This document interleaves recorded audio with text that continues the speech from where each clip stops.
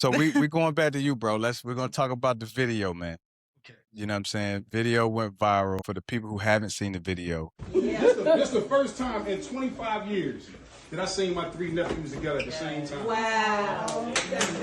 In 25 years. I want y'all to understand the magnitude of what y'all saying right now. That's right. Russ is not here right now. But Russ did 7 years in prison. Gene, how much time our dad was in prison? Do you know? Total. About 15, 20. My dad did 15, 20 years. So let's say 20, so that's 27. How much time you do? 20. 20, that's 47. I did 10. That's 57. Mike, how much time you do in prison? 15. That's 57 plus another 15. That's 72. 72. How much time you do, Pee-wee? We did almost 100 years right here in prison. Day, where Day at? 10. Right here. How much time you do in prison, Day? Will, too. You done 10? Will, how much time you do, Will? I did like 16. I've done like 32. Listen to what we're saying. Listen to what we're saying. Listen to what we're saying. All told, in my family, the men in my family just right here have done over 100 years in prison. Yeah.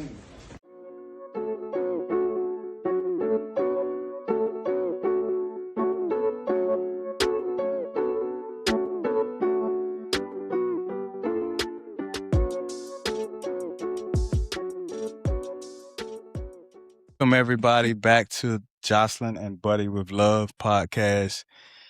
We are here with two special guests. Looking forward to this conversation. I have Ernest and Sandra. So thank you guys for joining us today. So should have some good stuff for you today, man. So looking forward to the conversation. Thank you so much for having us. Yeah, Appreciate thank you for having us. Absolutely. So, Ernest, Yes, you ma'am. are a bit of a celebrity now, but Something like a celebrity. right, something like a celebrity. But I feel like the way that you've become known is only like a chapter of your story. Right. So, we want to know the other chapters, the book of Ernest. Okay. Okay. All right. So, tell us a little bit about you, like growing up and all of that. Okay. So I grew up in Wilmington, Delaware. So a lot of people hear Delaware and they think, look, so you're like Delaware. It's black people there. Yeah, for sure. But what people don't know is Delaware is 30 miles south of Philadelphia, 15 miles west, east of Camden, New Jersey, Mhm. and 35 miles north of Baltimore. So we right in the center of Philly, Mm-hmm. Camden, and all Baltimore. that work. Right there.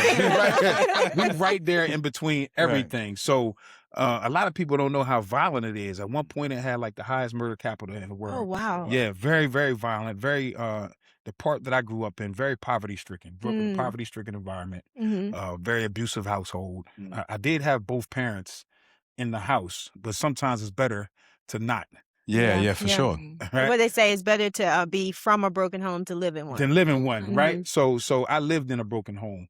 So my father was a product of his environment growing up. He never knew his father. Mm. And that's a story all in itself, man, how I found out who my grandfather was. That's a whole nother story. But he never knew his father. He Mhm. treated us like he was treated growing up. Right. And he was very abusive. He was a very abusive man. He was the type of man that if I scored a touchdown, I'd get $100 bill. But if I didn't score a touchdown, I'm getting thrown down flights of steps. I'm getting hit in the head Wow. with trophies. You better not fumble. You better not fumble. What? Better not drop a pass. I was playing wide receiver. So I was playing wide receiver. So you better not drop a pass. I drop a pass, I know it's on when I get home. So that's the kind of environment I grew up in. And it was funny because my quarterback in high school, during my senior year, he kind of knew what was going on. So we could be up 30-something to nothing. And he gonna make sure I get a touchdown. He like, look, we're going, because he knew what kind of environment I grew up in, So that's the kind of environment. Saw my mom be abused viciously. My mom was an educator. Okay. And she was in education. So I saw her, going to work looking like the elephant man. Like, Oh, wow. right? So I had to grow up in that until I got of age where I could fight back. Mhm. And all my older brothers and sisters moved out. I'm the youngest of 13. Oh, wow. Yeah, I'm the youngest of 13. Baby boy There's for a real. lot of Yes. wow. Yes, baby boy for real. So they all moved out, and it was just me, mom, and pop. And he was still abuser. But once I got 17, I hit 17, it was to the point he ain't never hit my mom again. If he hit her, we gonna fight. And I'm gonna win or I'm gonna lose, but he gonna know. Right. So funny story, man. One time I can remember me and my brother fought back. And this is the kind of man my father was. Me and my brother Russell, we fought back and we beat my dad up, right?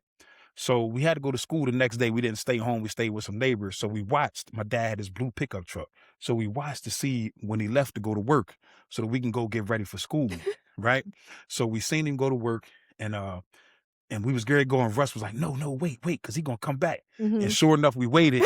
About 15 minutes later, my dad drove back just to make sure He knew. He was waiting on us. But that's not the crazy part. The crazy part was when we finally went in the house to get our clothes, our beds were made. Now, my dad was not that type of dude. My dad was like, the woman going to cook, she going to clean, he was that type. He was a pimp back in the 60s. Okay. Right? My dad was born in 1943. So back in the 60s, he was a pimp, right? Wow. Like a real life pimp, you know? So he still had that mentality. So I can remember us going in our bedrooms and our beds are made perfect. I'm like, Russ, our bed made. So he was like, Ernie, let's go. He had a different room. So I went in my room and our bed was made perfect, and it was a .357 Magnum bullet on my pillow. And Russ had the same thing, bed made like a casket. Wow. And a bullet on a pillow. You know what I mean? So we just ran out the house. So he was just sending a message to us that letting y'all know. That's a message. that's the kind of household I grew up in. Wow. So needless to say, I grew up in a broken household. It wasn't uncommon for me to come downstairs and see my dad bagging up cocaine to sell, or bagging up weed, or selling. I can remember my earliest memories of selling drugs. It wasn't a drug, but it was a hypodermic needle. So my grandmom used to take insulin, and I can remember fiends used to come to the house to buy needles from my dad. Right. So that because the AIDS epidemic had exploded. Right. And they didn't want to share needles. So I can remember fiends knocking on the door, my dad not home. And they like, little man, get me one of them things, little man. And I'm looking, I'm like, all right, how much? I don't even know what to charge. I don't even know what to charge. I'm like, how much? They like, I give you $2. I'm like, $2? So I run, get a needle, give it to them, and I get the $2.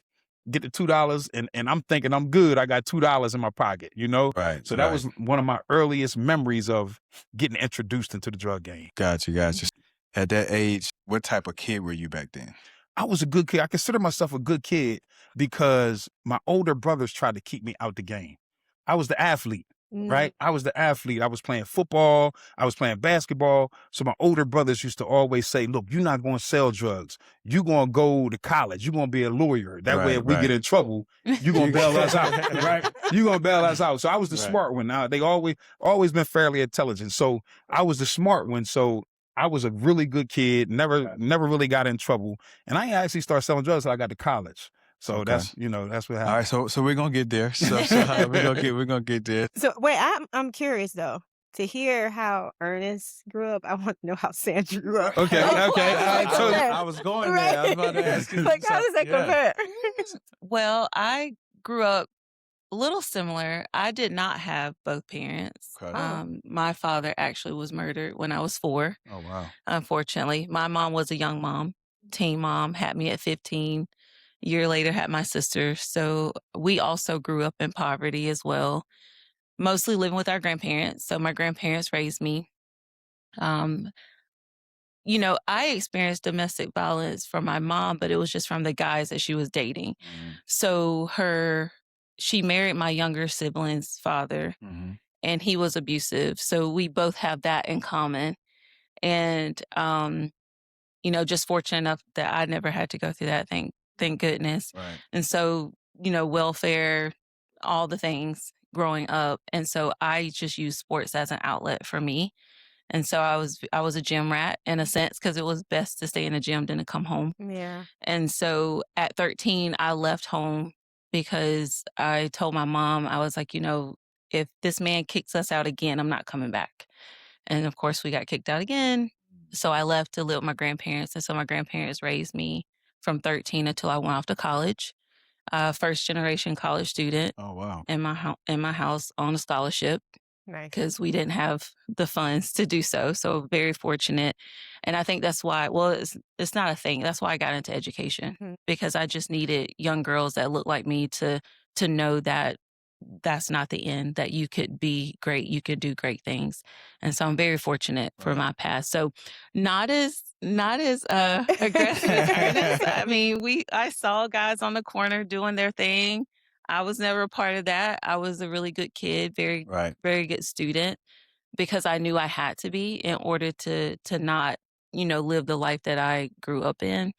And so very similar in that way, but also, different in that I didn't, have to go through the abuse. I mean, we got spankings like normal, Right. but I didn't have to go through the abuse that he went through.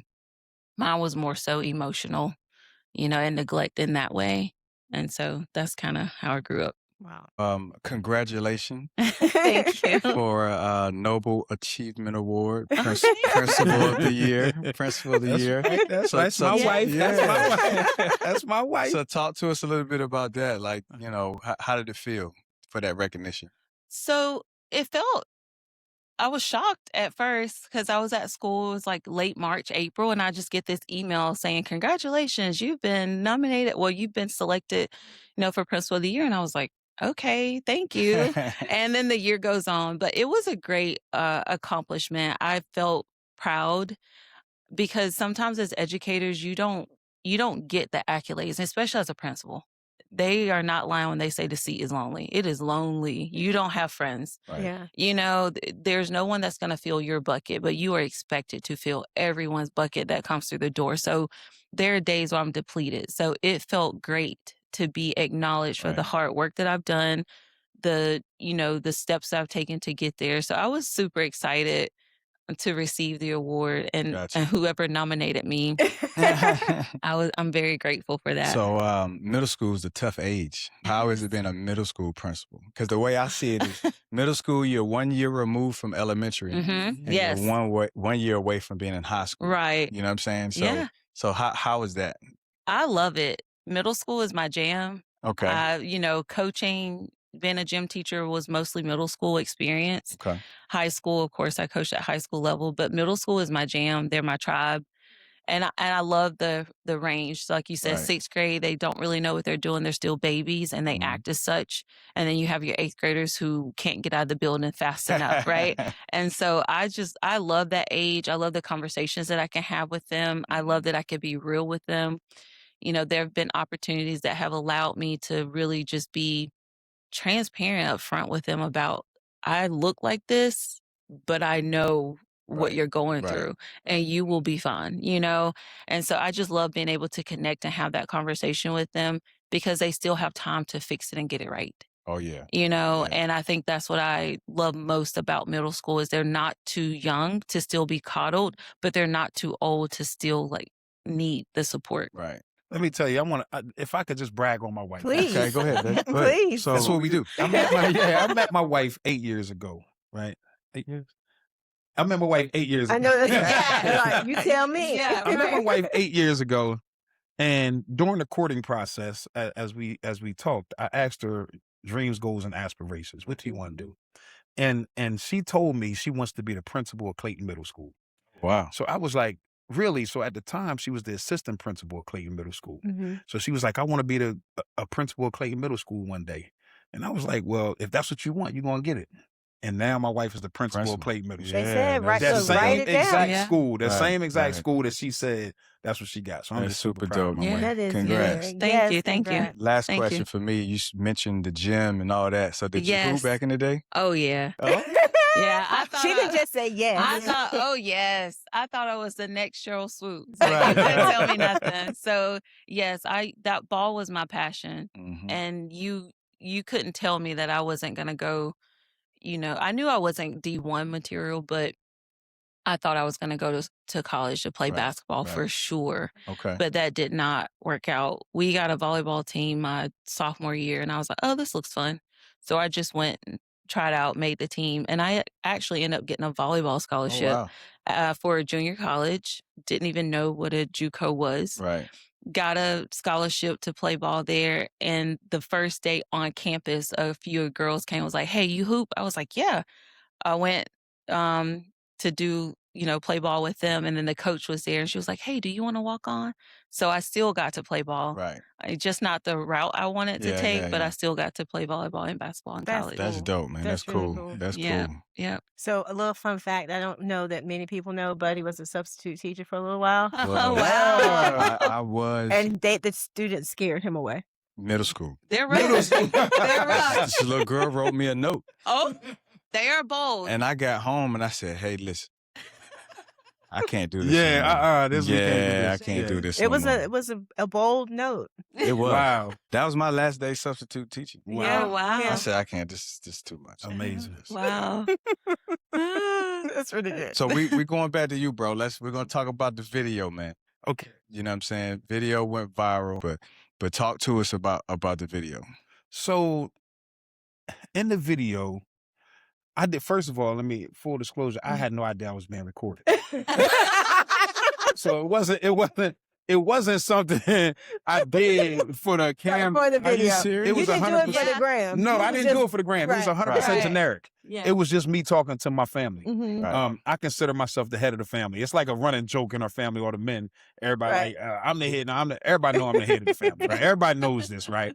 But I consider myself the head of the family, even though I'm not the oldest male. Mhm. But just because of the adversities I've been through and overcome, and the way I could teach the young ones in our family, I consider myself the head of the family. So that particular day, I just looked around, and my nephew that came up in the video, I called him up first. His name is Eric. We call him Pee Wee. He had on a pink shirt, and if you post a clip of it, you'll see he had on a pink shirt, and he had his hand because he was crying. He had just came home from doing 17 years. Oh wow. Right. He had just came home from prison from doing 17 years. So I looked around and I seen my nephew, Mikey. And these are all my sister Carol's kids. All three of these are my sister Carol's kids. And I seen Mikey and I seen Darius. Now, Darius, he's never been in trouble. He graduated from Elizabeth City. He's doing very well for himself, right? But Mikey also did 10, 12 years. Mm. And I just got to thinking, I was like, this is the first time I seen my three nephews in the same room together in over 25 years. Because before that, I had did 10 years, right? So I did 10, and then before I did 10, Pee Wee was locked up. He came home while I was locked up. Then he went back to prison. Then Mikey got locked up. So we never been in the same room for the last 25 years, probably a little longer than that. So I'm sitting there and I'm thinking, and it started out me just being thankful that I'm in the room with my nephews. Yeah. But then I looked around and I seen my other nephews. I seen my other nephew who did 12, my other one that did 15. My brother next to me, Gene, he did 15. My dad did 20. So I'm just looking around. And then I got brothers that wasn't even there. And I didn't even add their time up in the video. I didn't even add their time. Right. So all total, I did the math, it's over 200 years. Wow. The men, my dad's kids and grandkids did over 200 years in prison. So just talking about that, and like I said, I had no idea it was being recorded. You know, somebody sent me the video. But I said, we have to break this generational curse from our family. Right. We have to get this up off of us because that's real. A lot of people don't believe that's real. Yeah. But that is a real thing, just like poverty passed down. Yeah. Just like wealth is passed on, poverty is passed on as well. So that's a real thing. I said, I have to break this generational curse. So what part of the video you didn't see is after I got everybody together, my aunt, she's an elder at her church. She prayed over everybody. Yeah. She prayed over everybody that came up, and we had a big prayer, and tears were shed, and we're not going back to prison. Nobody in my family going back to prison. So, yeah, that's what it was about. But like I said, I had no idea I was being recorded. It was an amazing video, man. You mentioned that people kind of misunderstood the video. People, in the DMs or the messages or whatever. Comments. Yeah, so talk to us about that a little bit. So I had another video go viral before, right? It was a video about my wife. Somebody said my wife looked like Lil Durk. My son said my wife looked like Lil Durk. So I held the picture of Lil Durk up to my wife's picture. And sure enough, everybody's like, yo, she do look like Lil Durk, right? Lil Durk do look like her, right? So it went viral. But I learned from that video that comments can be cruel. Yes. People say the craziest thing on the internet, and you just got to take it because I'm not going back to jail for somebody saying something crazy, So I try to get to it fast enough and delete it before my wife see it because they say something crazy or disrespectful. Right. I try not to respond to it. So I was already prepared for that. Okay. But with this video in particular, and I don't want to say it's a racial thing, but there's kind of a racial undertone to it, because a lot of the non-blacks Mm-hmm. were saying, well, just don't go to jail. Stuff like that. Just don't go to jail. You committed the crime, do the time. I never once said we didn't commit the crime. Right. Right. Right? I never once in the video said that. So a lot of people were very insensitive to what the video was actually about. Right. They missed the story. They meaning. totally missed it. It was a celebration of freedom. That's why I said we celebrating our, and it was the 4th of July. Right. I said, so today we celebrating our independence. Right. You know, Yeah. that day we're celebrating our freedom. Right. So people in the comments were just, you don't like it, go back to Africa and you just don't go to jail. I got 6 brothers and none of us been to prison. And it was just very instead because they didn't grow up like I grew up. Right. They have no idea Yeah. what it's like, you Yeah. know, and that kind of just frustrated me a little bit. So I did make a follow-up video to it explaining that, but it was just very disheartening to see some of the comments. Yeah, that's tough, man. You were saying that like the way you grew up, that was like normal. Absolutely. So when did you realize that like my normal is not everybody else's normal? When I went to college, because even in high school, I went to high school with all the boys I grew up with Right, in the right. hood. Now we got bused to a different high school, right?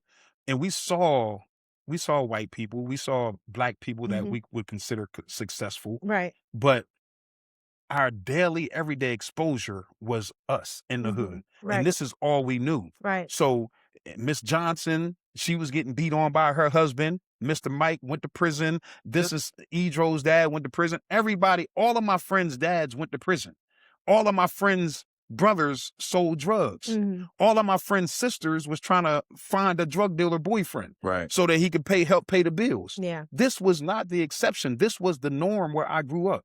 I had no idea that it was this other lifestyle out there that you could possibly live. So when I'm growing up at 5 and 6 years old and you jump over a junkie laying on a bench with a needle in his arm, that's normal to us. Yeah. But some people can't fathom that because they've never experienced it. They've never been exposed to that lifestyle before. So when I come downstairs and I see my dad bagging up cocaine and he say, go in the cabinet, grab me them bags. I'm 7, 8 years old. I give him the bags. I think that's what everybody doing. Right. Because in our neighborhood, that's what everybody did. So when you see your dad doing it and then your older brothers doing it, you are expected to do it. You that's what we're Yeah. expected. So you don't know any difference. A question based off of that, like as a kid, what were your aspirations? Like, what did you know what I'm saying? Like, what do you want to be when you grow up? So it's kind of like, you know what I mean? Like, how does that environment shape what your aspirations were? So it's three things. It's 3 things that you want to be growing up in the projects or the hood. You want to be a ball player, whether it's football or basketball. You want to be a ball player. You want to be a rapper. Right. Or back then, we talking 90s. So you got Jodeci, you got Drew Hill. You want to be a rapper or a singer. You dancing. Or you want to Right. be a drug dealer. Or you're gonna be a dope boy. Those was the only 3 Yeah, things. that was it. Those are the 3 options. So I wanted to be one. I wanted to be a football player, right? Unfortunately for me, I didn't grow until I graduated. Okay. I graduated 5'9", 160. Then I went to college. I went to a small college, Cheney University, the first historical black college. Let's give them Yes, props. sir. Cheney. I went to Cheney for University, sure. the Wolves, Cheney. see you. So I went to Cheney, and I grew. I was 6'2", 210 pounds over the summer. Wow. Yeah, so I wish I would have had that in high school. Yeah, You know, I wish I would have had it in yeah. high school. I just grew too late. But that's what I wanted to be. Gotcha. Now, did you look up to anybody? I looked up to the local drug dealers. Right. I looked up to the guys. It was drug dealers driving the Benzes and BMWs with the rims on. They had the Daytons on. I still remember who they are, you know. Right. And I would see my grandma watching the Huxtables, right? I would see that, but I didn't think that was so far from my realm of scope. Trying to become an attorney or a doctor, I knew I could sell drugs like Lil Ron or whoever and make some money. I knew I could do that immediately. I knew I could be like my older brothers, and Juggernaut. I knew I could be like them and make some money. But again, I ain't start till I got to college. Gotcha. Gotcha. Yeah.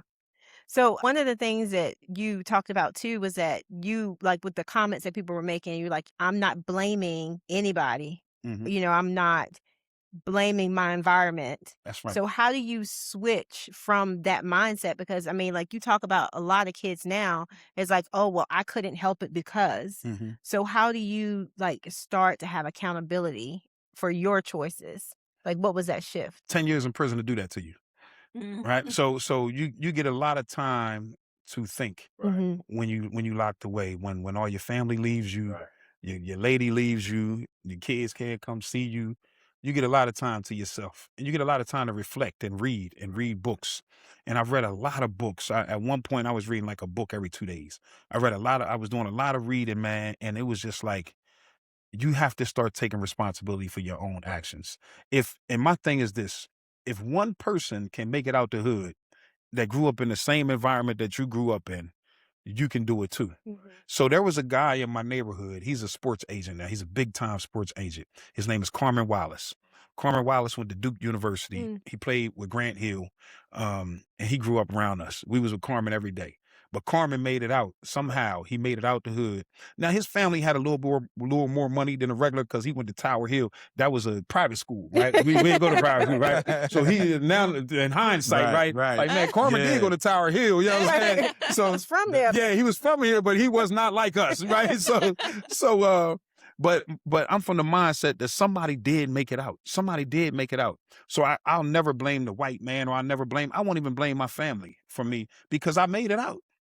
I made it to college without ever selling a dime of drugs. I actually made it to college without selling. I made it out, and I made a conscious choice. It was a conscious choice to sell drugs once I got to college. I literally made it out of the hood and went to college and started selling drugs in college. So that was my next question was, you said you did 10 years. What happened? What was that decision? Okay, You know what I'm saying? it wasn't a decision to do 10 years. I didn't choose to do it, but at the same time, I knew that there were consequences behind what I was doing. Right? I went to school for criminal justice. Oh, wow. So I started out at Widener University. Mhm. I started out at Widener, Widener University. We call it Widener because it's only 3% minority. Oh, wow. Right? So I started out at Widener University and in the criminal justice, and I planned on being an attorney. Right? And a funny thing happened. My roommate came into the room with a black eye. It was a white guy. He came I ain't gonna say his name because I don't know, he came into the room with a black eye. And I was like, why you got a black, every now and then he'd come in all beat up. Now he was a big boy. He was probably 6'4", 260. Oh, wow. He was on a lacrosse team. Oh, wow. Right? I'm like, what's going on? He like, well, we go buy our stuff in Chester. Now, Widener University is in Chester, PA. Chester and Camden are two of the roughest little towns. I mean, they like 15 minutes from each other. It's Camden, New Jersey, and Chester, Pennsylvania. These are some rough towns, right? Chester got some of the baddest, DeJuan Wagner, some of the baddest ball players ever come out of Chester, right? That's a rough town. Widener's right smack in the middle, so they would go buy cocaine before the games. So the lacrosse players would go buy cocaine before the games. Sometimes they'll sell it to them. Sometimes they beat them up and take their money. And that's why he come back with black eyes. Sometimes he's blacked out. You know what you don't know, you never know what you're gonna get. Yeah, you know what I'm saying? So That's so a hell at of a the- risk to take. Yeah, you got a risk to take. Still going. They still But going. they still going. It was worth it to them, Right. right? It was worth it. The risk was worth the reward. So he come in and I said, well, what you be buying? And he showed me. He had a 20 bag of Coke. Now, mind you, I grew up in a house where I done seen them all the time. Right. I know exactly how to bag it up. I seen my brother put it in there, get a little quill, dollar bill, dip it, put it in there, fold it over, burn the bag. I seen that so many times I could do it blindfolded, right? Even though I never did it. So I said, well, how much they charge you for that? He was like, $30. Now, I know that's a 20 all day, but these white boys, you know what I'm saying? The Chester boy that charge, I was like, he charged you 20. I was like, I know somebody that can get you for $20 a piece and you ain't got to go to church. He was like, really? Really? He was like, we'll take 100 right now. We'll take $100 worth, this and that. And I was like, huh?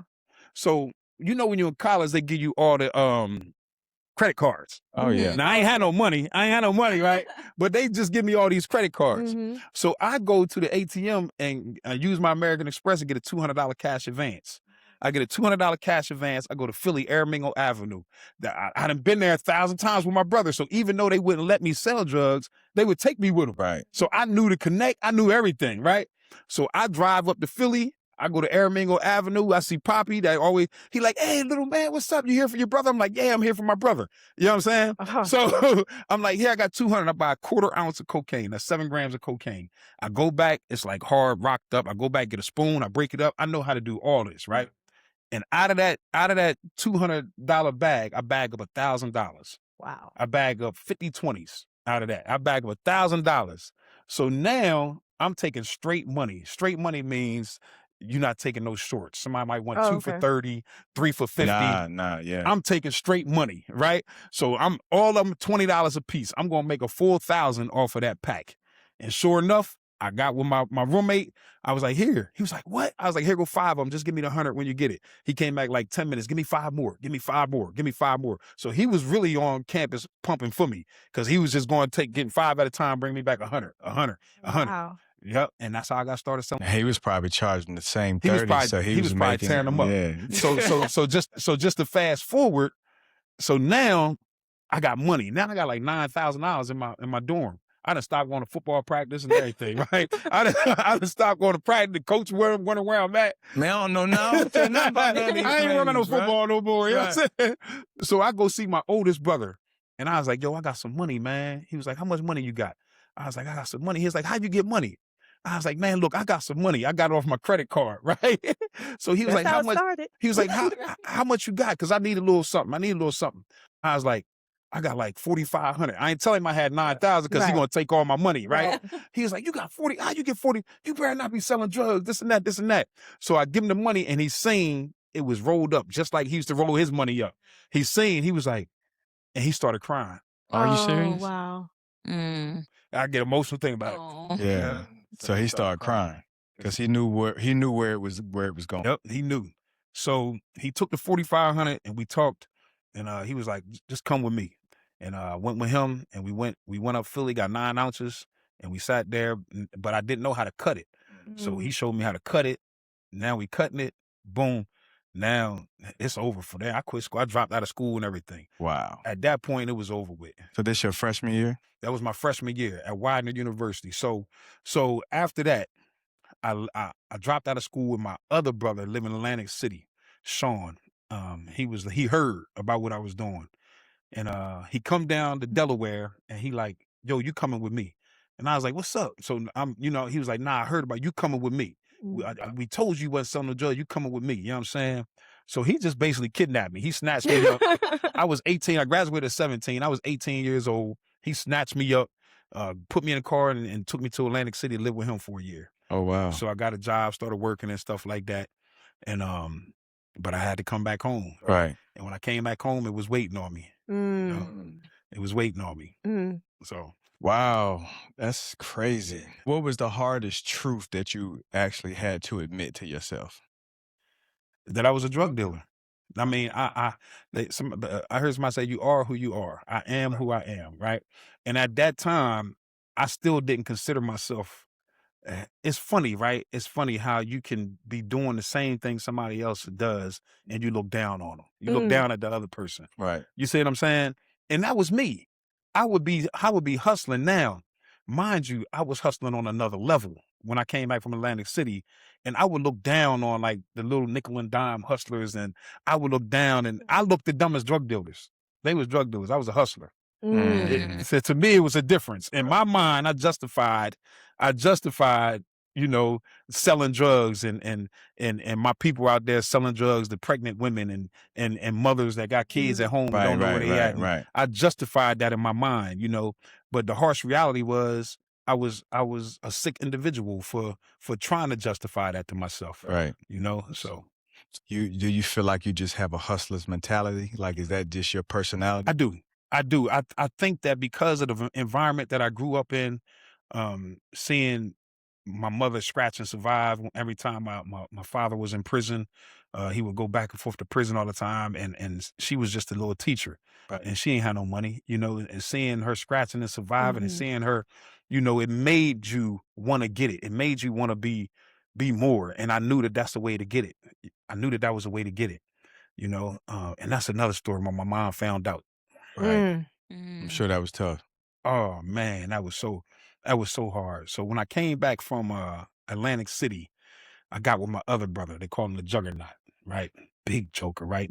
Now, thank God, right now, all of us are doing very well for ourselves. He has a security firm. He does personal security. He did Cat Williams. He had Kevin Hart. He's doing very Oh, well for wow. himself after prison as well.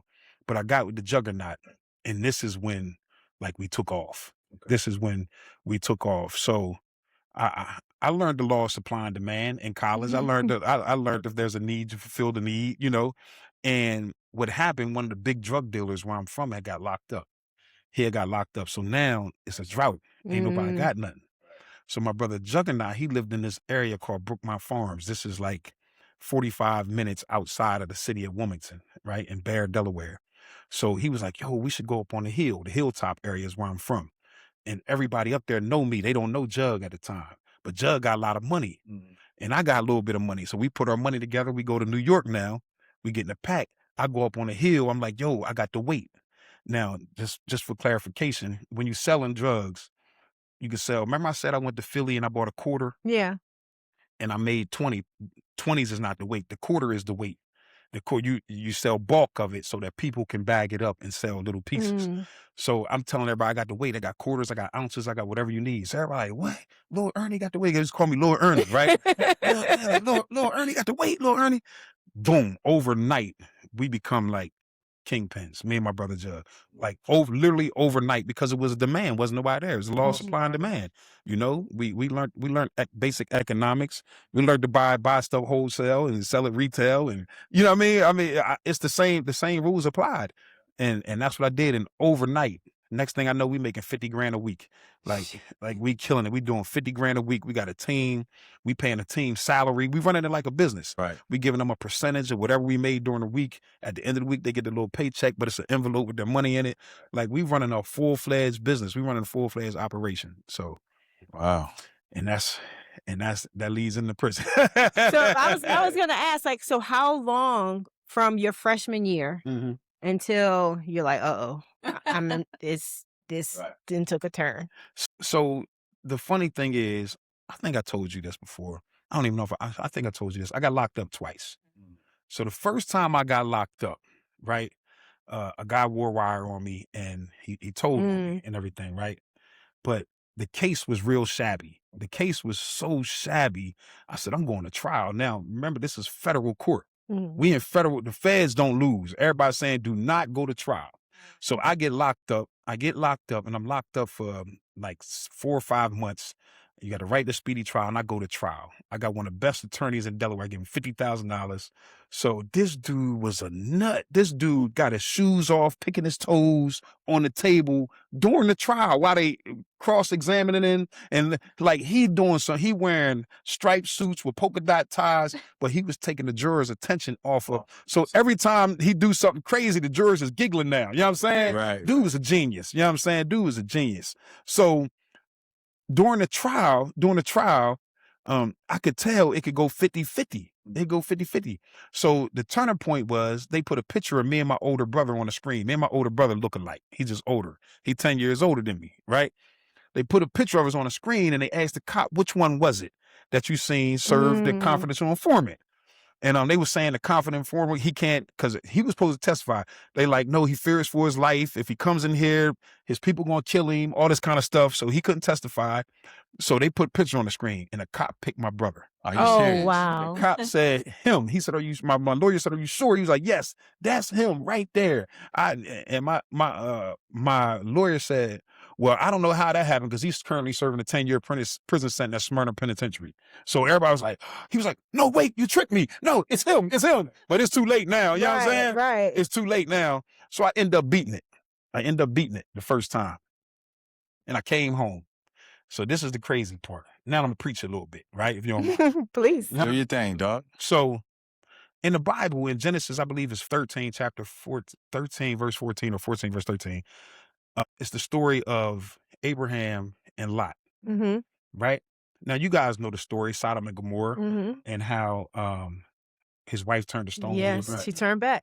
But before that, this is what a lot of people miss. Before we get to that point, they went their separate ways. You go to the east, as far as you can look, you go to the west. So they went their separate ways. And Abraham had to go rescue Lot, right? The kings, there was a war, the kings got to fighting, and Abraham went and rescued Lot because he was living in Sodom. And he went and rescued him. Yes. Then they went their separate ways again, right? And it said, and Lot pitched his tent near Sodom. Right. After he was rescued, Worst thing he could have done. pitched his tent near Sodom. But wait, there's more. As you keep reading, a lot of people miss this one scripture.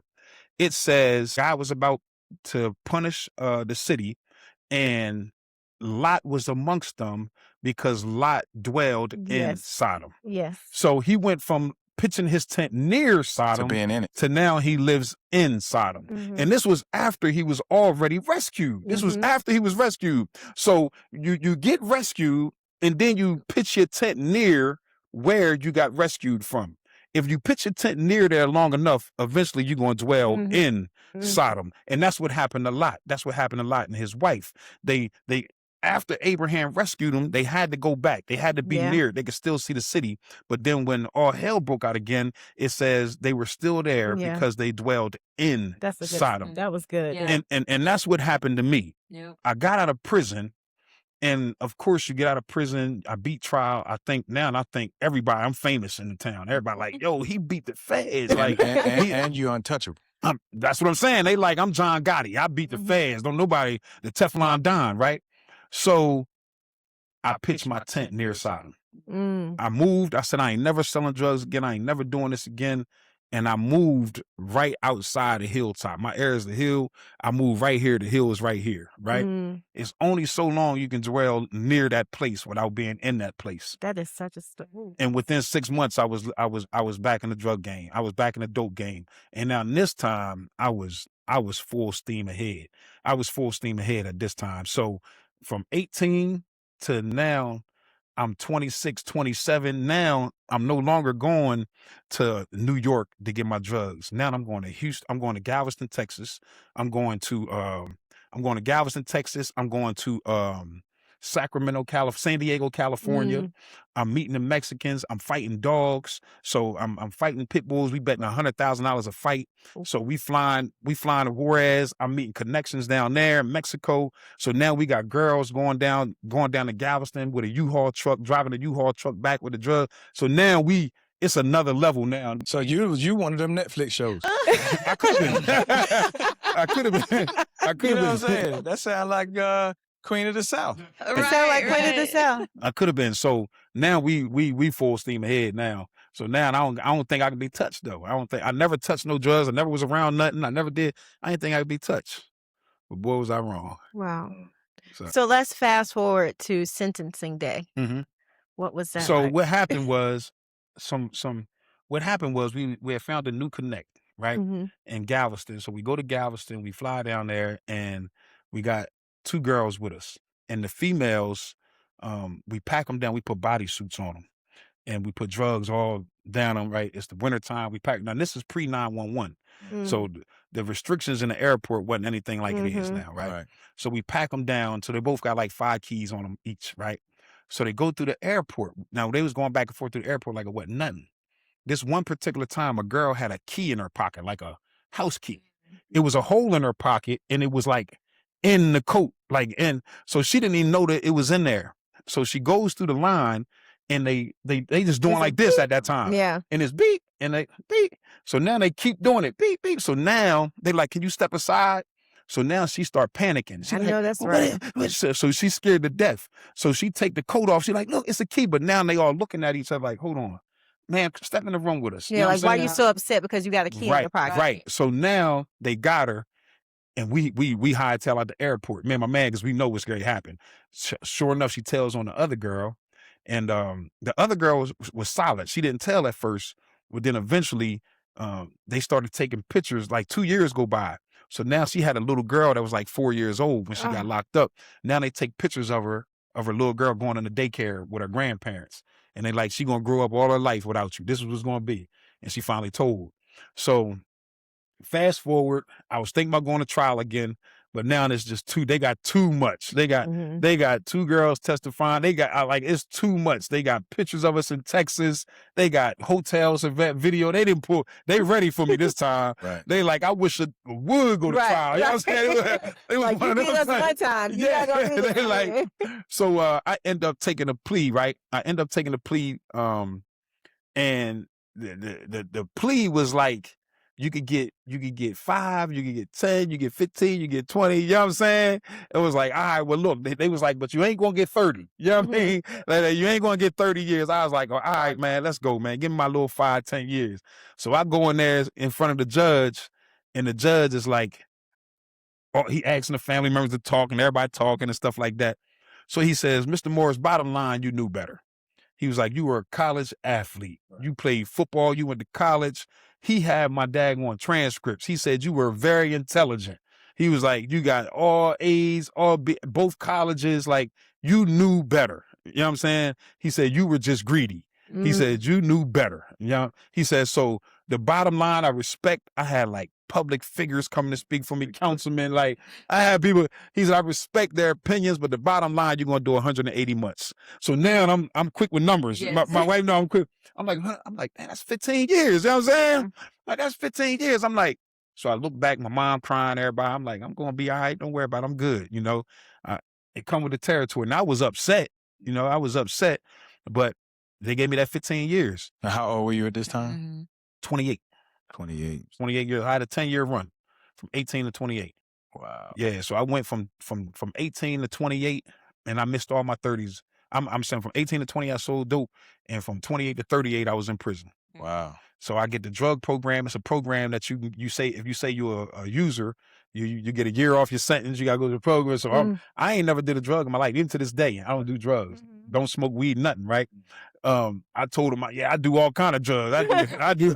I wake up to a blunt. I can't go to sleep without this. How many years I get on? Yeah. So they give me a year off, then you get good time and all that. So I end up doing 10. Yeah. Wow. So what did prison teach you that freedom could never? Don't trust nobody. It's a very lonely place. Prison is a very lonely place, and I can only speak for myself because everybody's prison experience is different, right? It teaches you to mind your business, right? You have to mind your business because you get in people's business in jail, they'll kill you. Right. Like, you got people in there that's never come home ever. Yeah. Right. So it teaches you to mind your business. It teaches you to control your attitude. I got an anger problem. I got anger issues. So my first few years I was fighting all the time. Right. So, but once you get known, like, yo, he nice with his hands, you ain't got to fight with no more, right? You ain't got to fight no more. But you have to do Can this. you imagine that? This is something It has to happen. It has to. If you get sentenced to that kind of jail time, you're going to a medium of security prison or higher, right? So it's some gangsters in there. It's some real, and they heard about you. They know about you. They and they going to try you, and people going to try you. So you learn to check your temperature, your attitude, keep your attitude in check. You learn to mind your business, and you learn that you can't trust nobody. You learn that people not loyal. You know, I went to jail. I had so many daggone friends, right? But when I went to jail, I had so many daggone friends. Right after I got that sentence, everybody disappeared. Crickets. Only person stuck around was my mom and my sister Carol. That's it. If it wasn't for Carol, I wouldn't have seen my kids for 8 years. My sister Carol would pick my kids up from my baby mom. They had me up in the mountains. The feds will move you around. And my sister was driving 9-10 hours at a time to bring my kids to see me so that I could know who my kids was. You know, if it wasn't for them, because everybody leaves you when you're going. I'm talking about, I can remember saying, my girl would never leave me, right? I was one of them dudes, and they was like, man, you know how many dudes say that? They was like, you gonna get that letter? I'm like, what letter? They're like, that Dear John letter, right? And sure enough, one day, man, I remember this like it was yesterday. It's funny now. I'm glad her ass left me now. Pardon me. I'm sorry I said that. It's funny now, but I'm reading letter. Hey, how you doing? The kids doing good. This and that. EJ, you know what I'm saying? He doing this and football. And so I'm like, oh man, this is all right. And then at the end, it say PS, right? So I got a 2-page letter. In the end of the letter say PS. I got a boyfriend now that we moved in with each other. I'm like, what? You gave me the whole, I'm thinking everything fine and dandy. And then I get P.S. I got a boyfriend and we moved in with each other. Man, my little heart was crushed, man. And I do what every other man do. They go to this rack, put the blanket over their head and, cry and get it out of his system. And everybody know he got that there. He got the letter. So how long were you in when you got the letter? 2 years. 2 years. Right. Yeah. I was in for a year, then I got sentenced. And a year after that, I got that letter. I got that Dear John letter. Yeah, so now I'm really fighting. Now I got attitude. Right. I'm mad at everybody. I'm mad at everybody, man. And in prison fights, man, you got to be careful because you can get killed. Yeah. Like you get killed in prison, man. I got into a fight, man. I don't know if you want me to tell you about that. Yeah. I got into a fight, man, with this dude. They call him Big Cuba. Now, Big Cuba, he wasn't, I don't know if he was a Cuban or Dominican. He used to hang with the Dominicans. Right. All the Dominicans. So when you in jail, especially in the feds, you stick with your people, your cities. It ain't like blood. You stick with, so if you from Delaware, South Jersey, you sticking with Philly. The Philly boys are all going to be together. The New York boys going to be together. The DC boys going to be together. And if they fight, you got to fight, period, right? This one particular time, most of the prison fights are over card games, people gambling, basketball court, and the microwave, cooking food. I'm telling you, people making gourmet meals in there, right? Because you got a kitchen that we get all our food, but they still green peppers, onions, everything you want they can get, and they making real meals. Right. So I'm in line for the microwave, right? I'm in line for the microwave. I'm next. I'm behind the Jamaican guy. I'm behind Jamaica, little Jamaica, right? So the Dominican boys, it's the most of them in the Fed. And where I was at this particular time, I'm at Fort Dix in New Jersey, right? Exit 7-day New Jersey Turnpike. I'm at Fort Dix. Dominican boys, there's thousands of them. I mean, they run it, right? They come, open the microwave, take the Jamaican food out, throw it to the side and put their food in and start cooking their food. So now they arguing with Jamaica, little Jamaica by itself. He arguing. I'm like, look, I don't care who go. I'm next. It don't matter what y'all do with his food. I'm next, right? Mm-hmm. So they arguing. Now they get to jump on him, and the Jamaicans ain't around. So I'm like, man, I can't let the little dude get. I'm like, yo, chill. If y'all gonna fight him 1-on-1. Yeah, why y'all got to jump on him? They like, well, you can get it too. Say less. Now we talking my kind of language now. So I'm like, well, all right, let's go 1-on-1. Let's go in the bathroom 1-on-1. And this was a real wake-up call for me. This right here, I didn't have another fight after this. Mm-hmm. This is a real wake-up. So they said, well, fight Big Cuba. I said, all right, so Big Cuba about 6'4", 6'5". He about 270. Big Cuba, big boy, right?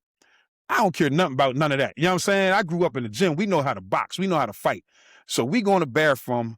Boom, boom, I piece Cuba up. He latch onto me. He bite me. I still got a mark. My wife would tell you, I still got a mark on my chest from where Big Cuba bit me at. He bit me. So I uppercut him, bang, hook him, bang, and he falls. Now, up north, they got these old iron radiators for heat. Mm. They like this. I don't know if you ever seen them, right? Yeah. And then at the end, by the wall. Yeah. And at the end, it's a little knob on the floor. Yeah. All of those little knobs was off everywhere in the building. And it's like a little screw sticking up, right? Sticking up just like this, right? Sticking up. I hit Big Cuba, he fall back and his head falls on a thing. So now his eyes roll up in his head. I'm like, I'm gone forever. It's over. I knock him out. I run out the bathroom. By the grace of God, that's one thing still had the thing on there. Still, are you serious? That one thing still had the thing. If the thing wasn't on there, it would went straight in the back of his head. That one thing still had the thing on there. They woke him up, got him, took him out of there. We both went to the hole. And I said, that's it, man. I said, I'm never fighting again, man. So after that, I just started going to church every Sunday, Bible study. I just made sure I was in the presence of the Lord. Because I was like, I've been spared. It's no way. So that was your turning point. That was my turning point. That was it. You beat us to the question. that was so prison isn't the end of your story. No, absolutely. So the next question was, where did God meet you? And it sounds like Big Cuba helped you. Right. Big Cuba and Lord Jamaica helped me. Big Cuba and Lord Jamaica. So I locked in with God at that point. And I was like, you know what, man, I can't live this life no more. When I come home, I want to be a good father. I want to be a productive member of society. Right. You know what I mean? And I had seen people do it before and not come back to jail. I didn't want to be a statistic that back and forth in jail. I knew I had to break whatever this thing was that was over me. So I'm studying. My pastor has sent me a study Bible. I'm studying. I'm actually holding Bible studies and stuff like that. And I said, I want something different. Right. Now, I didn't know it was going to lead me here. I didn't know that I was going to be in North Carolina. I didn't know none of that at the time. I'm in Jersey. I didn't know what I was going to do, but I knew I had to do something different. Right. But I had a point of reference. I had went to prison and came home and pitched my tent near Sodom before. Right. So I said, I know what I can't do is go back to Delaware. So I talked to my sister that was living down here, and I was like, listen, man, when I get out, can I come down there to North Carolina with you? And she was like, I was hoping you said that. She was like, we was going to ask you to move down here with us. Wow. So I came down here, moved in with her for 3 months. I got my kids. They moved in with me. Oh, wow. Yeah, their mama just was like, here, you want them? You got it. That was 2 of my kids. I found out about another one of my kids when I came home. Okay. Yeah, I found out about another one when I came. 2 of them. I was going to say 2. I went to jail with 3. I came home with 5. Oh, wow. And so when I came home, my boys Most people, started that telling don't me. happen for most people. Most people, they don't happen to most people. Right. So when I went to prison, I had 3 that I knew about. When I came home, people were saying, yo, such and such saying, them kids yours. I'm like, what? Mine? I only messed with her twice. Sure enough, I take a DNA. They both did 2 times I messed with her. 1 and 2. She didn't have babies. So I talked to her and she was like, so now by this time I got my other 2 kids, right? And I talked to her and she like, look, he getting in trouble. At the time, he was like 10 or 11 years old. When I went to jail, he was like a year old. He was like, so he's like 11 years old. She was like, he already getting in trouble. He in juvie right now. And if you want him, come get him. Wow. Yep. She was like, if you want him, come get him. She was like, I'm tired of him. So I drove up to Delaware. I went and signed him out. I said, I'm his dad. Signed him out. He get in the car with me. He was like, you my pop, ain't you? I was like, yeah. He was like, man, I heard about you. They be talking about you in the barbershops and stuff. I was like, yeah, I'm your pop. I was like, you want to come live with me? He was like, I don't care. Went to his house, got his stuff, came to North Carolina. He been down here ever since. Really? He here, he in North Carolina still. And never moved back. How old is he now? Now he's 23. He's 24. 24. Sorry. He's about to be 25. About to be 25. My oldest son, he's in the military. The other one that I came with, my other daughter is living out Arizona. So they all turned out real good. Mm-hmm. So, question on, so you said that, after your fight, you lean heavy on your faith. Was there a specific scripture that kind of helped get you through during those times? All things work for the good of those who love the Lord. All things, right? Not some. All things. All things, right? So, and I would go to chapel, I would go to church, and I would hear that all the time, right? All things. And I could see, it's crazy because I could see where my life was headed when I got out. I start seeing visions of me getting married and having a family, and I could see where my life was headed at before I got out of prison. And I just leaned on that. All things, everything I'm going through right now is going to work for the good of those who love the Lord, who are called according to his purpose. So you got to finish. So, and I'm like, that's me. So I just leaned on that, all things, and everything I go through, even now, if I go through something, all things work for the good. So. Now, what identity had to die? Like you had to, something has to die within yourself. With Teflon Don. You was a completely So talk to me about that identity that had to die. So you're absolutely right, and it did die. The ego, it's an ego that's attached to that. So I was never like a big partier. My wife would tell you I don't even like partying now. I go to a lounge. Or a cigar lounge, have me a cigar. You like to have a good time, you just don't like to party. I don't There's like a difference. Yeah, I like to have a good time. Yeah. You're not gonna catch me in nobody club. My wife like to party. You know what I'm saying? My wife like to party. I like to have a good time. But that, so when you making that kind of money, there's a certain street status that comes along with it, right? Now, that's a great question. What had to die? I can remember going into the club and I can remember ordering drinks and saying, yo, I got everybody in here. And I could hear people whispering, hey, yo, that's the boy ER. My street name was ER, emergency room, right? Yo, that's ER. That's him right there. Because people didn't even know who I was because I wasn't out. I wasn't out like that, right? I had a nice car. I had everything, but I was so far away. They even, oh, that's him. That's the boy ER. That's the boy ER. And it pumps your head up. It makes you feel like you somebody, right? You ain't nobody, but it makes you feel like you somebody, right? That's what I had to give up. That feeling like I'm the man. I'm the man. I had I had to be so humble. When I came home, I got a job at 2 Men in a Truck Moving Company making $10 an hour. Right. You see what I'm That's saying? a big difference. So, Yeah. and what allowed me to do that was I worked in prison for 7 cents an hour. Mm. So I go from making 50 grand a week to making 7 cents an hour. Right. 7 cents. So I was talking to this old head in prison, and he was like, man, if you could make 7 cents an hour, you can make $10, $15 an hour when you get out until you get it right. And that stuck with me. Right. And nobody would hire me. Nobody would hire me. And I went to 2 Men in the Truck and I said, look, I need a job. I told the man, I said, I just got out of prison. I said, but I'm going to be the hardest worker you got. I promise you. Right. And he was like, oh man, all these prison guys keep coming here. I said, man, I'm telling you, you will not regret that you hired me. And he hired me. 6 months later, he was gone and I was the manager. Oh, Oh, wow. wow. Took his job. Yeah, I was the manager. And it's just been up from there. Mm. But that old man had to die, like you said. Yeah. That old Yeah. man had to die. We all have a part of us, like when you're transitioning, man, to what God has for you. Yeah. There's a part of you that always has to die. Yes. Yeah. Sometimes you fight it a little bit harder. Yeah. Because you don't want to let it go. Yeah. Yeah. So life at the prison. Mhm. So father, husband, businessman. Absolutely. You know what I'm Absolutely. saying? Yes. This a part of the book that people don't know about, right? Yeah. Yeah. Yeah. Was rebuilding harder than prison? You just talked about, going to work as a mover, Mhm. 50,000 a week. 7 cents an hour, Yeah. $10 an hour. So was rebuilding to the point where now you feel like you can kind of stick your chest out a little bit. Was that harder than being in prison? I'm not going to say it was harder than being in prison, because prison, man, you see some stuff. Right. Mhm. Like you see some despicable things, and you hear some horrific screams in the middle of the night. Mm. You see what I'm saying? Those screams never leave you. Right. Mhm. You know what I mean? And you see people walking a different way the next morning. Mm-hmm. You see what I'm saying? I feel you. So those things right there, it's like that stuff's hard. Right. To know. I see people on Facebook, right? And I was like, oh, that's such and such from the joint. And I remember. Right. Mhm. You know what I mean? Yeah. You know. And his Yeah. family don't know. They don't know. So the way you look on Facebook might be looking tough and like, Yeah, man, yeah. but I remember how you was looking. I remember. I remember. That's crazy. You know what I'm saying? I remember when you got slapped like a woman Mhm. and told, shut up and don't move. Matter of fact, don't even get up. Stay there. We gonna leave. You stay there until you better be sitting there when we come back. Oh, Wow. wow. I done seen that happen to grown men.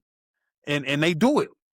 And you like, Right. Right. you gonna stay there? Yeah. Like you Yeah. still there? Like, you know what I'm Right. saying? Right. And then now I see him on Facebook and I'm like, I know you. You know what I'm Right. saying? That ain't how I you know work back you. then. I know Yeah. you. So rebuilding wasn't harder than prison was pretty hard. That was an ordeal. Right. Right? That was an ordeal. Now rebuilding was hard because now you have this label, felon, convicted felon. Yeah. You have that label attached to you.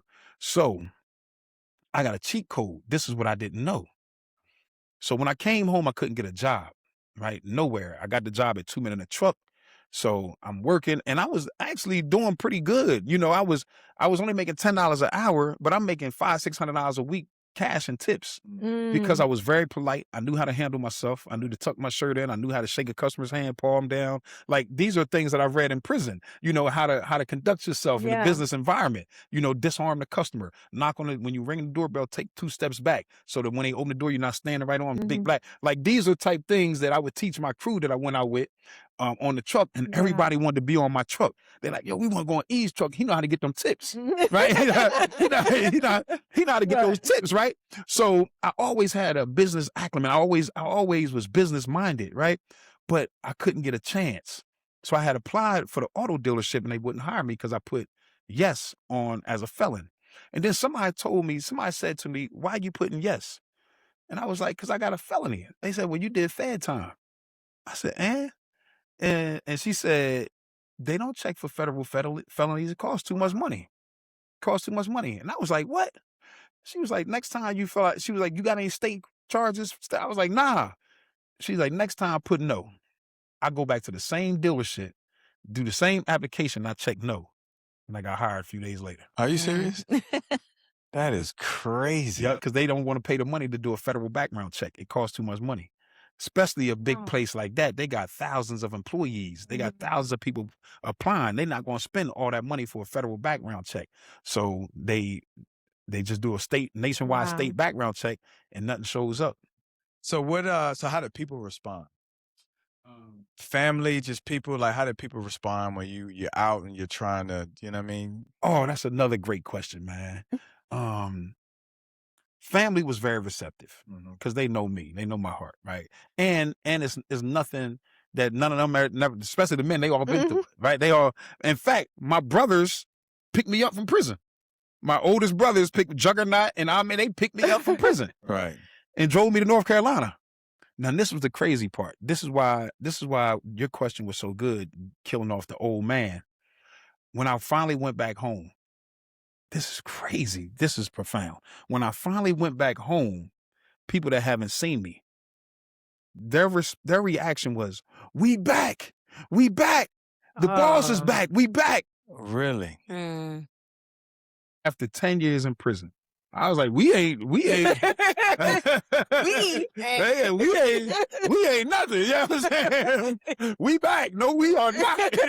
We are not back. Right, we are not back. We are so far not back.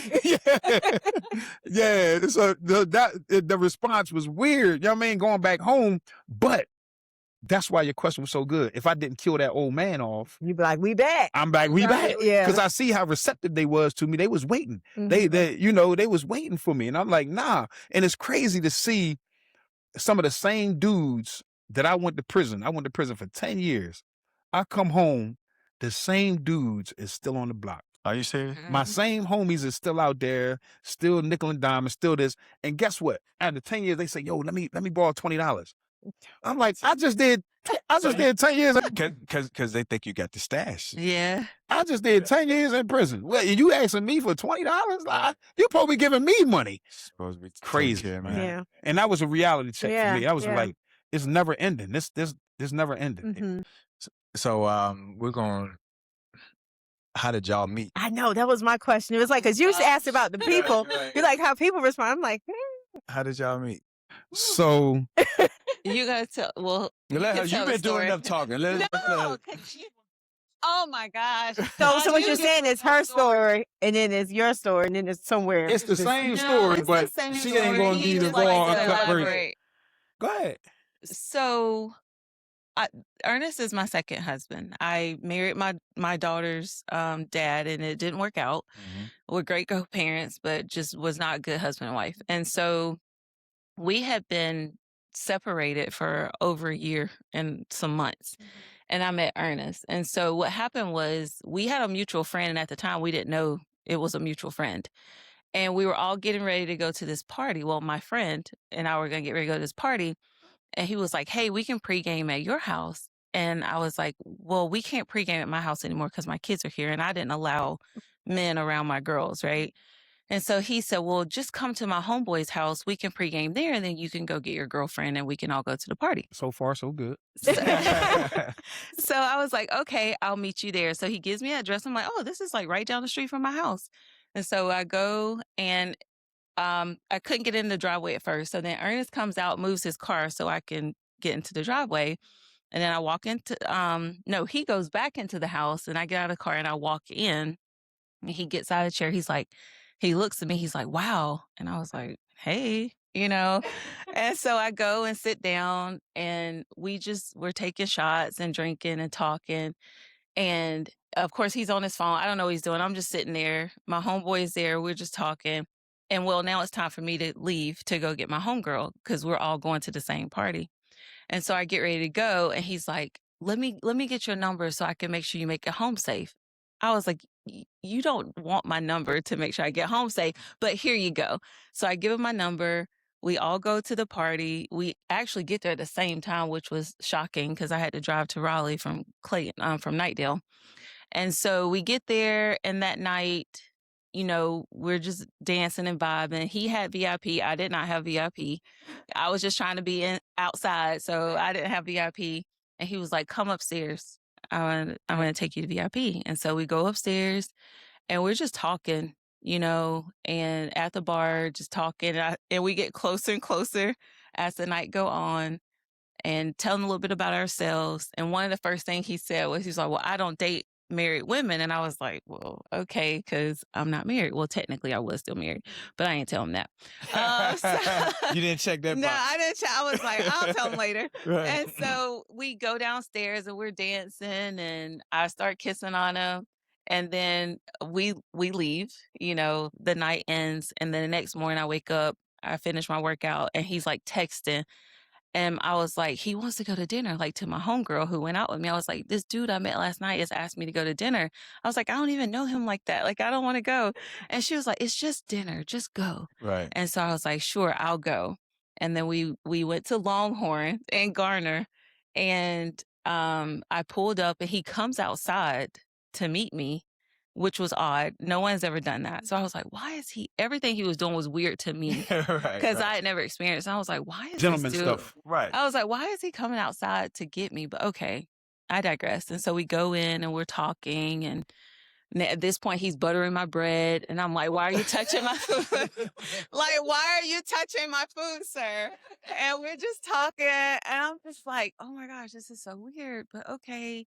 And we're talking, and he just shares a lot, with me early on. And I was just like, okay, and it was a good night. And then we left. Of course, he was like, you want to watch a movie? I was like, boy, you're not trying to watch a movie. but let's But come go. on.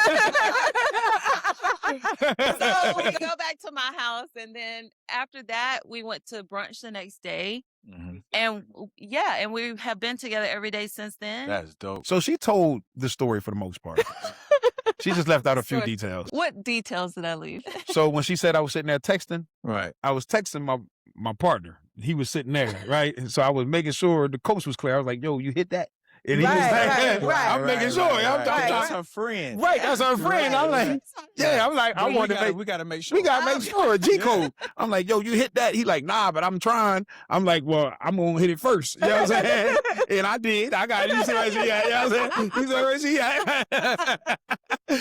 Look, you did say that y'all have continued to be together. Yes. So, and then we went to the club, and I told her I'm gonna upgrade her. Yeah. Before I was He like, was yo, I'm saying gonna all upgrade that. you. I'm gonna upgrade you. That was my whole thing. I'm gonna upgrade you. So I'm in the VIP. We was at West Social Club. At West Social Club, and it was Founders Day. It's Founders Day party. So I'm looking over the balcony, and I see a little dude trying to talk to her. He all up in her face. He jive dancing. I said, I know you didn't. I know you lying.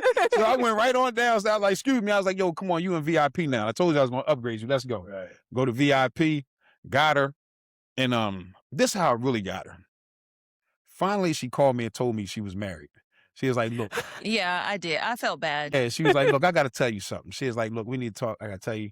She's like, remember I told you I wasn't married? She was like, well, I'm separated. We've been separated, this and that. So I had this thing. I ain't messing with no married woman. Right. A lot of stuff you learn in prison. You know what I mean? I said, I ain't messing with no married woman.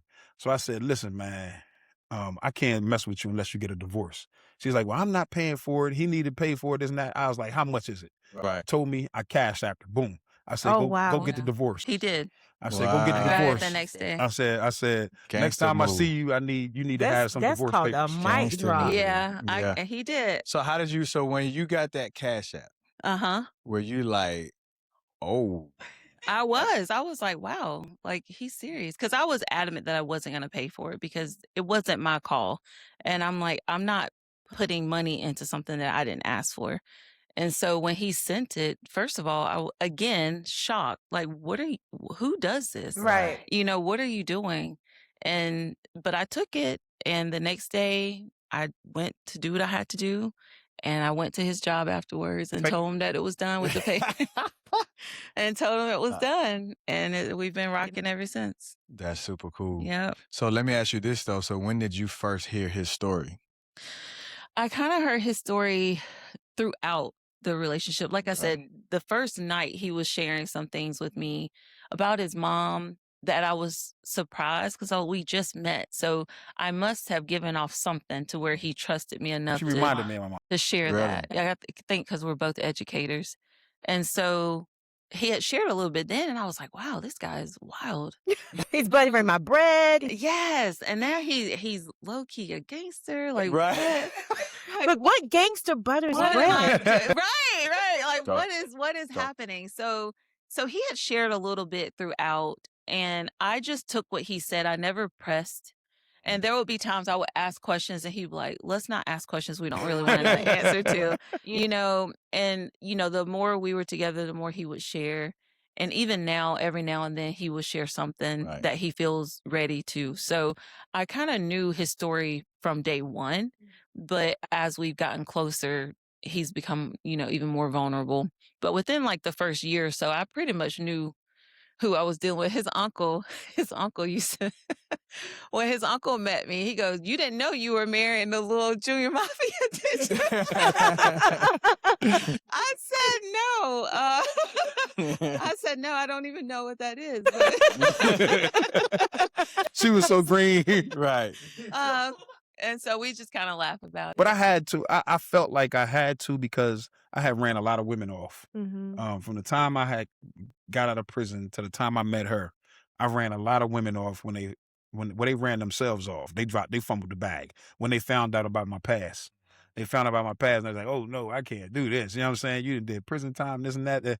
So I said, "Look, I'm just gonna tear the Band-Aid off." You know what I mean? If she don't like it, she don't like it, because Right. I wasn't about to waste no more time. Right. Right. And I liked her Yeah. from day one. So Yeah, it was different. It was definitely a lot, not something that I imagined. I always said I wouldn't marry a guy with kids because it's just too much drama.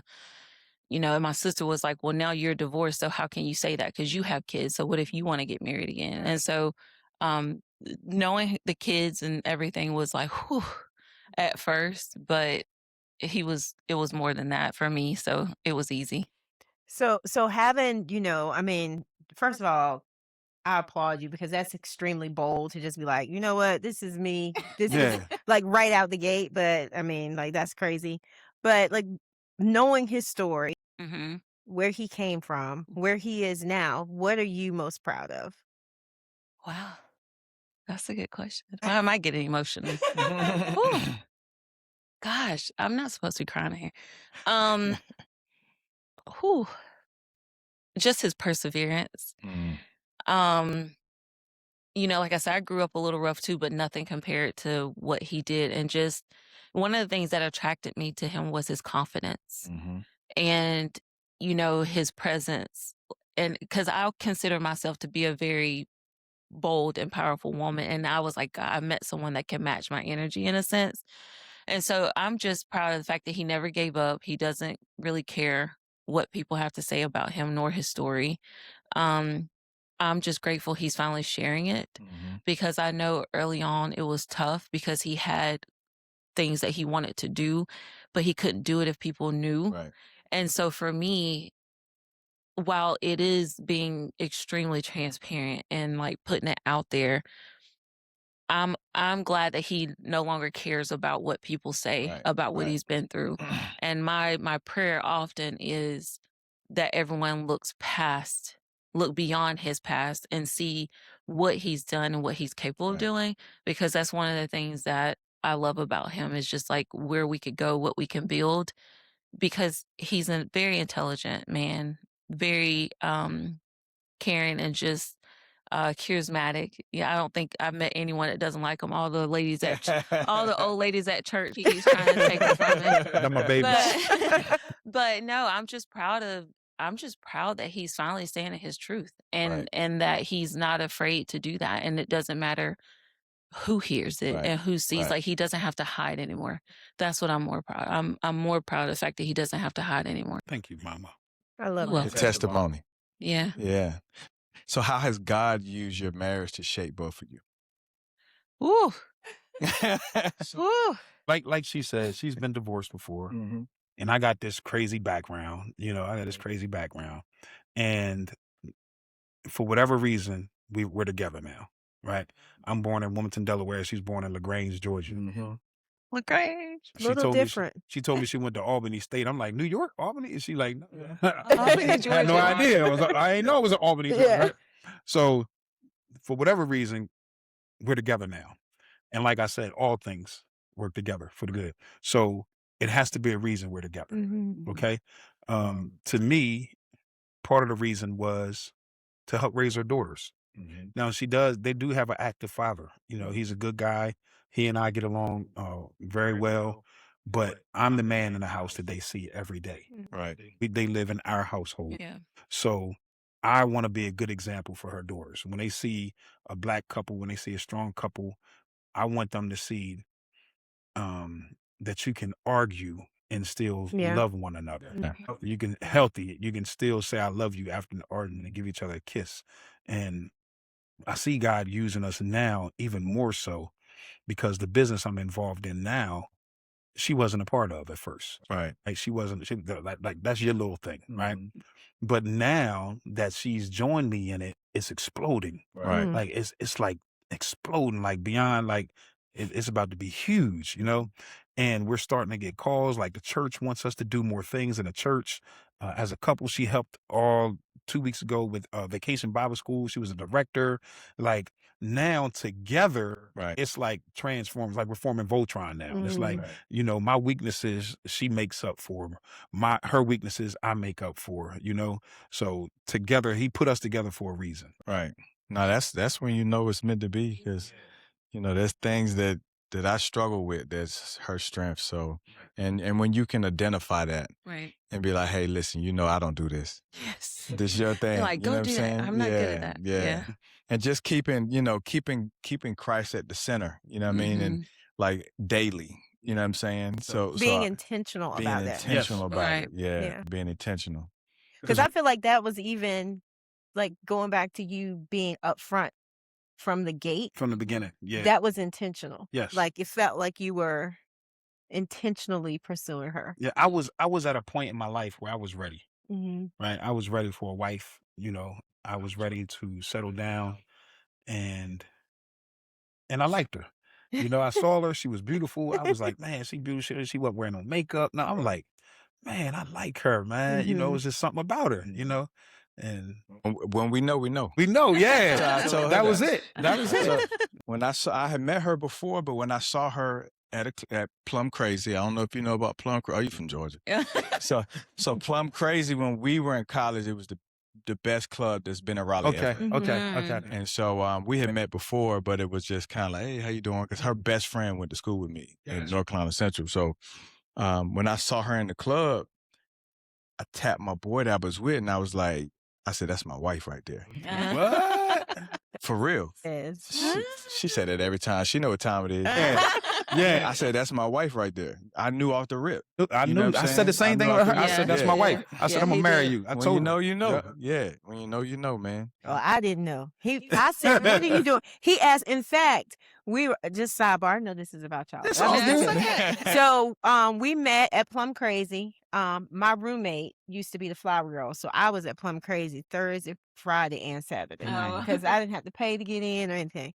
So this particular, I can't remember, I think it was a Thursday night, and it was before the Eagle Aggie Classic. And Coach Little, if you're happening to And be my boy listening snuck out. to, Mm. A Thursday night before a Saturday Before a game. Oh, And, wow. and we drove to Raleigh. Oh, man. Yes. Y'all From was acting Georgia. up. Yeah. Y'all was acting up. So he says to me, you going to the Eagle Aggie Classic? And I was like, I don't know. And I was like, are you going? And he was like, am I going? He was like, I'm playing. And I said, well, what are you playing? Because he could have been in the band. Yeah. I was like, I said, The Tried disrespect. to how The disrespectful can you be? disrespect. You know what I'm I saying? said, what are you playing? How disrespectful can you be? Man on the drum line. I mean, But that's the thing that I loved about it though. Yeah. You know what I'm saying? Because, I'm from Raleigh, so everybody knew. Yeah. So it wasn't like, oh, there go Buddy. She was just like, I don't Yeah. I said, what are you Okay. playing? Yeah. The tuba? Yeah. He was like, playing, I'm free safety. Yeah, That's she good had fun. stuff. She had fun with that one. So we're gonna have some fun. We're gonna ask some good questions now. So what's something that your spouse does that make you feel loved? Well, there's a few things. Always opens the door for me, even if I'm driving. I'm not surprised by that after all of this. Yeah, you butter and toast. So I know you're open. Yes. And, because I struggle with this, and I tell him all the time. So I struggle with offering things. So for an example, if I'm eating something or drinking something, we were always taught if you want something, ask for it. But he was always taught you offer. I struggle. I don't ever offer. I'm like, I get my bag of chips and I'm eating, or I get, and so he has taught me to offer because I don't care what he's eating. He's like, hey, would you like some? The other day he was eating wings and I was just sitting there and I didn't want any, but it was just, he was down to the last one and he hadn't said anything. And I said, I know you are not about to eat that last wing and not offer. He was like, oh yeah, I was like, no, you did not. And his son, Eli, my bonus son, was there. And he was like, Dad wasn't gonna ask. I said, I know. saved it for it. Yeah, but no, he's just always, he's so thoughtful. Always, making sure I have my favorite things. If he's out, he brings me something. Like, just always thinking of me and what I could potentially need or want is one of the things that I admire. Thank you. Yeah. So, different question for you, man. How do you protect your relationship? So you have to, especially in today's day and age, you have to be mindful of social media.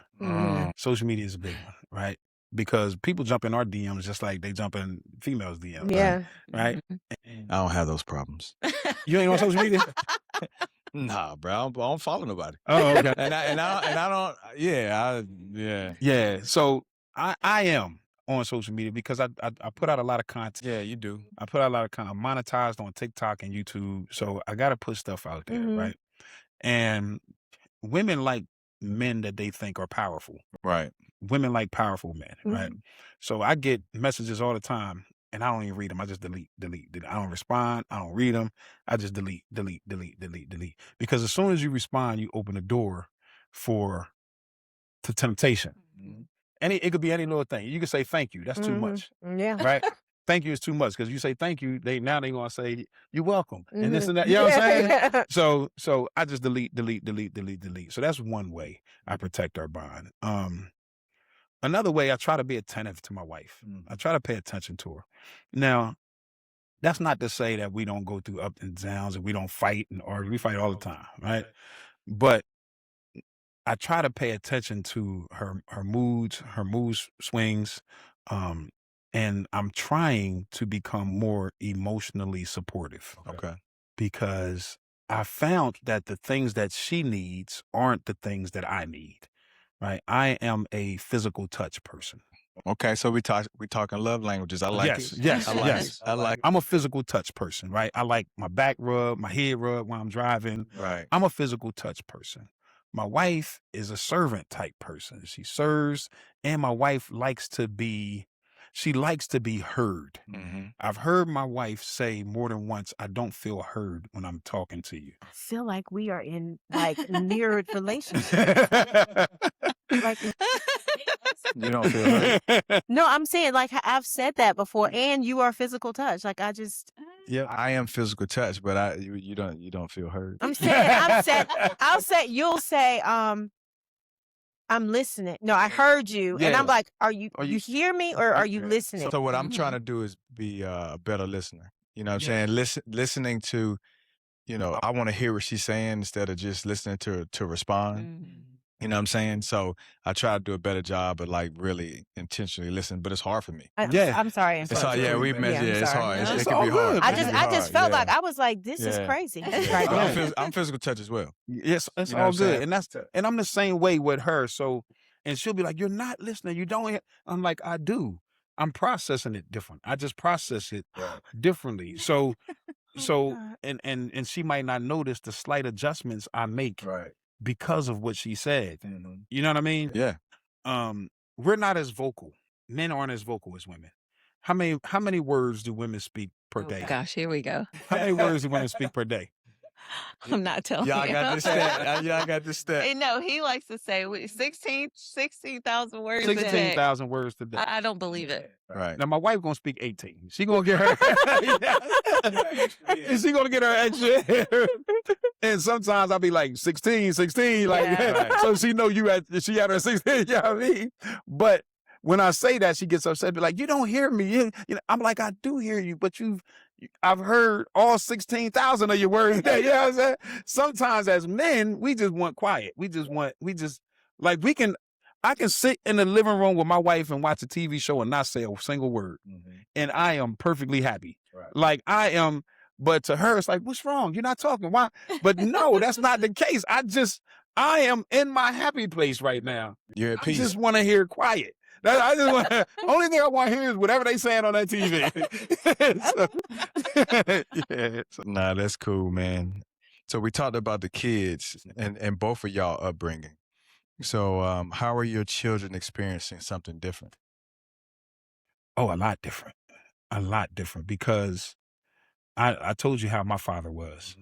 I have vowed I'll never hit my wife. I'll never hit a woman, period. Right. I'm not going to put my hands. They're never going to see me put my hands on a woman. Right. Because I know how that affected me. Right. I'm never going, I really don't hit them. I probably gave one of my sons a spanking one time. Right. I don't even spank my children, you know? So I'm trying to be more of a leader father. I want to be a good example of what a father should be. Right. You know, somebody said that your ceiling as a man, your ceiling should be your kid's floor, right? And I want my ceiling to be so high, right? When I'm gone, I want my ceiling to be so high that they are way up here for their floor. And then I want to instill that in them to pass that on to their kids. Absolutely. And to their kids. So what I try to teach my children now is generations to come. It's not just about you. It's about who's going to come after you and after them and after them. So I try to teach that type of stuff, you know, way different upbringing than my household. Right. They'll never see a drug. They'll never see the inside of a prison. They'll never, you know, if I have anything to do with it. So that's a good statement. So my next question, what generational curse ends with you? So I always say that the generational curse of poverty and prison, it stopped when it hit me, right? It ran into a brick wall. It's over with for that now, right? None of my children are going to see poverty. We're not going to suffer from a lack mentality. So my wife does this thing, like we go get some chips. Now, they boys, they play football, right? They boys. So we go get a box of chips at 18 and them boys are just, they running through them. Yeah. So my wife, she'll take and put half of them out and then she'll put half of them up. And then the other day, I was so proud of her. She said, you know what? I'm not living in lack. And what did you say? That's a scarcity mentality. Yeah, I said I no longer am going to have a scarcity mentality. No longer going to have a scarcity mentality. If they eat them all, we just go buy some more. You see what I'm saying? Yeah. So they're not going to live in a poverty mindset.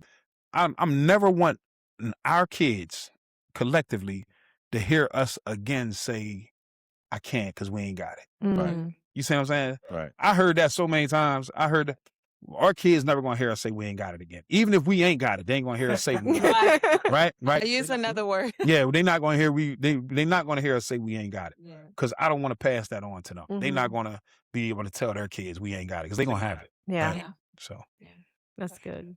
That is good, man. I'm going to go to something fun. We're going to do rapid fire now. Rapid fire. We're getting close to the end. So I'm just going to ask a question and y'all just rapid fire. All right. So who apologizes first? Me. yeah, definitely. Because I don't like prolonging the. She says I about don't apologize. She said, I gotta talk about it. She gonna get them 16,000. So I apologize first. Who's funnier? Me. He is. He is. All right. Who's more patient? He is. I am definitely. Really? Yeah. Who's more competitive? Ooh, I'm super Yeah, competitive. I am too. We're both crazy competitive. That's Yeah. That's probably the hardest one. Yeah, we're super Yeah. competitive. We won't play spades. We won't play. We won't Together. Play, no. We don't either. Absolutely Nah, not. we can't. Yeah. After college, we and her played. We played my boy and his girl. We lost. I felt like she could have made some different moves. Here we go. You there, my brother? I'm right with you there. We didn't talk. Not. Now he made all the perfect moves. All of his moves. I'm sure he did. I'm not gonna say my moves were perfect, but it was one or two moves you made, and then you was kind of like, I just looked at her like, This is 30 years later. Yeah. And we still haven't. Have we played spades? I don't think we played spades. We have played spades, but not as partners. Yeah, we don't play as partners. And we will absolutely not play against each other. Yeah, we don't play as partners at all. Yeah, same. Yeah, nah, we don't do it. All right, I'm sorry. Back to the game. Who spends more money? Me. Easily. What? Who prays longer? Me. Okay, so who's the better cook? Me. He is. Okay. What's one word to describe each other? Tenacity. Ooh. Tenacious. I want to say charismatic. That's my favorite word for him. Okay. Passing it to you. Okay. We talked about the one thing that I would like to end with, because I think both of you said this, was about your past, and your past does not define who you are. I send a message of the day out every day, and has come up a couple different times in different ways. So I would like to know, want you guys to finish this sentence, starting with my past. Like, how would you finish that sentence? My past made me who I am today. My past will not determine my future. What about my marriage? Oh. My marriage will withstand any storm. My marriage isn't perfect, but it's my marriage. I like both of those. My faith. My faith is unwavering. I was going to say the same thing. My faith is unwavering. I was going to say the same thing. I'm going to do one more. Okay. My purpose. My purpose is to glorify God in everything I do. My purpose is to feed the sheep. That's good. I just keep hearing it over and over again. They keep telling me you need to be preaching. You need to be. I got to feed the sheep. I love that. Yeah. All right, last one, man, and we're going to let y'all go. So if your grandchildren watch this 25 years from now, what do you hope they learn from your life? It's a great question. That is a good question. I just hope that they look back on it and see what we had to go through to make sure that they didn't, and that they appreciate it, and take whatever lessons that they find in it, and don't, make the same mistakes. I hope that when they look at this, they're like, wow, my grandparents were pretty amazing. They were pretty tough people, Right. Tough individuals. Absolutely. I hope that they can learn from the mistakes that I made. I hope that they can look at me as a positive example, positive role model, and say, "Oh, that's great grandpappy, Morris OG Pop. he was the man. He did all that. He did all that." I did want to touch on one more thing, if I could, please. about the video. So I don't know if I said this when we talked about it. Like I said, I don't blame anyone for what happened to me and my family and my siblings. But I will say, I do think the time given out was unjust compared to the crime that was committed. It was very disproportionate. I was locked up with people that killed people that got sentenced to less time than me. Oh, wow. I was locked up with rapists that were sentenced to less time than me for selling drugs. And same with all my brothers.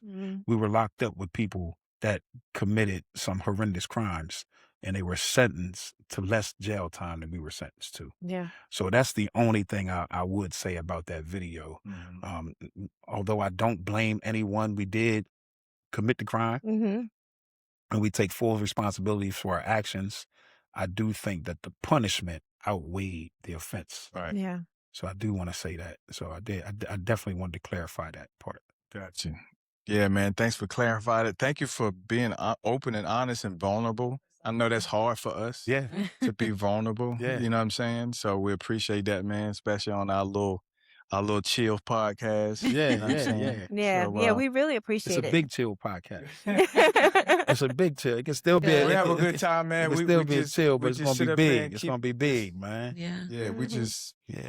man, we love each other. We love God, man. We family oriented. You know what I'm saying? We about, trying to leave a legacy for the kids, man, and doing all those good things, bro. So we like to, be around like-minded people. Yeah. People that's are encouraging positivity. Like they want to it's like use me as let me be the example. Look Yes. at me. You know, you don't have to make the same mistakes that I Yes, made. Like absolutely. learn from me.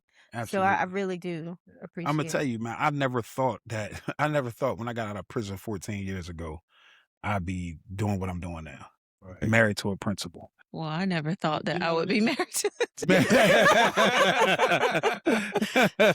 Married to a principal of a school in the financial services. And if I could just touch on that. Yeah, man. Get your plug. Get your plug. Yeah. bro. I'm in the financial services, man. We provide retirement plans and life insurance for people, and it's so needed in our community. 60% of our society is either underinsured or doesn't have any insurance at all, Mhm. right? And people just think, oh well, it's just life insurance, and I am so sick of that because they have. It's an ignorance thing, not by their fault, you know. I'm so sick and tired of logging on Facebook saying a GoFundMe account when somebody passed away and they can't afford to bury their loved Yeah, one. that's tough. I'm so sick and tired of people doing fish fries because they can't afford to bury their loved ones when they can spend $30 a month and get a $200,000 policy, right? So we are on a crusade right now, right? I'm on a crusade to teach and educate as many as my people as possible of the importance and the power of life insurance, right? There's a lot of things that you can do. You can utilize your policies while you're still living to get rich while you're still living. So this is the new type of insurance that you're not going to learn about this in college. You're not going to learn about this in high school, right? This is the financial services stuff that you're not going to learn. A lot of people don't know that Ray Kroc cashed in his life insurance policy and funded McDonald's in his early stages. They don't know McDonald's was funded with life insurance. They don't know that James Cash Penney cashed in his life insurance policy and started J.C. Penney. So I like to educate my people on how you can get rich while you're still living off of your life insurance policies. Yeah. And people don't know that. They don't know about an IUL. I love putting IULs on people, on my children. My little boys both got IULs. Her daughters got IULs. If I keep funding it properly, by the time my little boys are 30, they can cash out $300,000 a piece, cash, tax-free, that they can put down on a house. They can start a business. They can do whatever they want to do with that money. Imagine now your situation was different. You were blessed to be able to go to the NFL, right? But look at all the other people like me. Imagine if we had 300,000 or 400,000 when we turned 30 years old to do whatever. That's a heck of a head start to have in life, right? That's a heck of a head start. And not only that, people my age, I got one on myself and my wife. So when I turn 65, I can cash out like 270 grand. And I'm plan on buying me an RV and traveling the country. That's my goal. I say it all the time. I want to buy me an RV cash and travel the country. So people don't know that there's things out there like that. So I just wanted to bring a light to that. Yeah, for sure, Yeah. man. I For just sure. wanted to shine a light on it. Yeah, because a lot of times we don't know, like the financial things. We don't know the little tricks and It is, trust man. and all That's of right. that. We don't That's know right. that. Yeah. People don't know that. Those policies, man, you be your own bank. Be your Yeah. own bank. Yeah. People Yeah, have man. no idea They that you don't. can use them as your own Yeah. bank. You know, Yep. Let's get rid of the gatekeepers, man. You gotta let the people know. Where can they find you? So I'm on social media, on Instagram, the mainframe, but the E is a 3. The E is a number 3. I'm on YouTube, the mainframe. I'm on TikTok, the mainframe. I'm sensing a theme here. I'm on TikTok, the mainframe. Right. And I'm on Facebook, Ernest D. Morris. Okay. Ernest D. Morris on Facebook. Look me up, hit me up, shoot me a DM. I do quotes absolutely free. Absolutely free. I run as many quotes and illustrations for a person as possible Right. because we want to get our people protected. We shouldn't, none of our people should pass away and need GoFundMe. Right. GoFundMe is not insurance. I agree. Right? So we want to get as many as our people protected, and we want to teach our people how they can get wealthy and obtain wealth while they're living. Right. Absolutely. Life insurance is the easiest way to obtain generational wealth. All it takes is 3 people. Grandfather, father, son. If all of them got $1 million policies, the families, the rest of the generations are rich for the rest of their life. Wow. 3 easiest way to attain generational wealth. So that's something we need to talk about. Cool, man. Well, we appreciate the Morrises. Yes. We appreciate y'all, man, sitting down with us, you know what I'm saying, and talking and telling your story, man. It's been a pleasure, man. Yeah, Thank you, absolutely. guys. We want to Appreciate it. thank everybody for joining and checking us out. Please like, subscribe, all that good stuff. Comment. Comment. I knew it was comment. another. Comment. Right. You know what I mean? Yeah. Buddy and Joselyn, or Joselyn and Buddy with love. Don't remember. Yeah. But the mainframe. The mainframe. 3. With the 3 instead of the 8, the mainframe. All right, guys. Yes. Well, y'all have a good one, man. Thank y'all for joining us.